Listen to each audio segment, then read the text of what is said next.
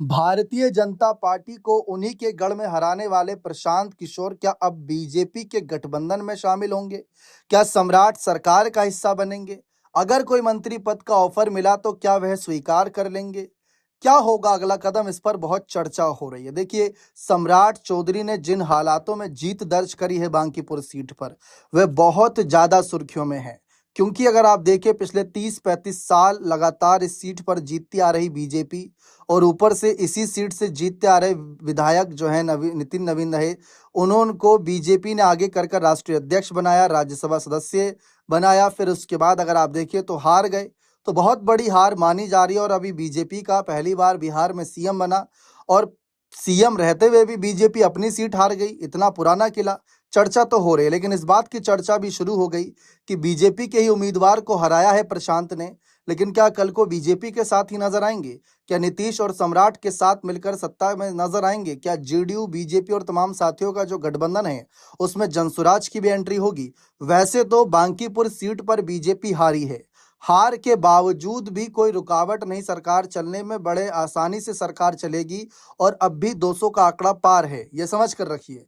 लेकिन सबसे बड़ी बात यह है कि वह हारे हैं और सम्राट चौधरी को बार बार टारगेट कर रहे हैं। तो ऐसी सिचुएशन से बाहर निकलने के लिए क्या बीजेपी इनको कोई ऑफर देगी? क्या सम्राट चौधरी खुद इनको कोई ऑफर देंगे? क्योंकि अगर आप अभी देखें तो अभी चुनाव में काफी वक्त बचा हुआ है। 2030 में अगला चुनाव होगा, तो 3-4 साल मंत्री पद पर रहकर भी अगर कोई काम करते हैं, जनता का ध्यान अपनी ओर खींचते हैं, तो वो भी फायदे का सौदा साबित हो सकता है।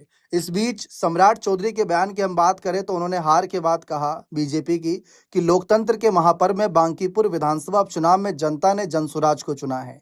मैं जनता के इस निर्णय का सम्मान करते हुए श्री प्रशांत किशोर जी को उनकी जीत पर हार्दिक बधाई देता हूं। तो यानी स्वीकारा की हार जीत है, ठीक है, ये जनता का फैसला है, चुनावी महापर्व है। प्रशांत ने भी कहा कि देखिए, जनता के लिए कोई किला नहीं होता। जनता के लिए ऐसा नहीं कि कोई पार्टी आई, उसका नेता आया, फिर उसने अपना किला बना लिया और जनता उसके पीछे चले, ऐसा कुछ नहीं है। जनता खुद तय करती है कि किसको राज करने देना है, किसको नहीं। लेकिन अब फिलहाल एक बड़ा सवाल बन गया है कि प्रशांत अगला कदम क्या उठाएंगे। वैसे तो उन्होंने साफ कहा चुनावी जीत के बाद कि वह किसी के साथ नहीं जाएंगे, अभी तक अकेले लड़े हैं, आगे भी अकेले लड़ेंगे और हालात के हिसाब से जो है चला जाएगा। फिलहाल की स्थिति में गठबंधन करने के मूड में तो बिल्कुल नहीं है। लेकिन जैसे कि अगर आप देखें, उनको पहले चुनाव लड़ने का भी मन नहीं था। 2025 का विधानसभा भी चुनाव वो नहीं लड़े, अब लड़े तो जीत भी गए, विधायक बन गए। विधायक बने हैं तो कल को हो सकता है कोई ऑफर भी मिले, तो कब तक क्या कुछ फैसला लेंगे, ये चर्चा का विषय है।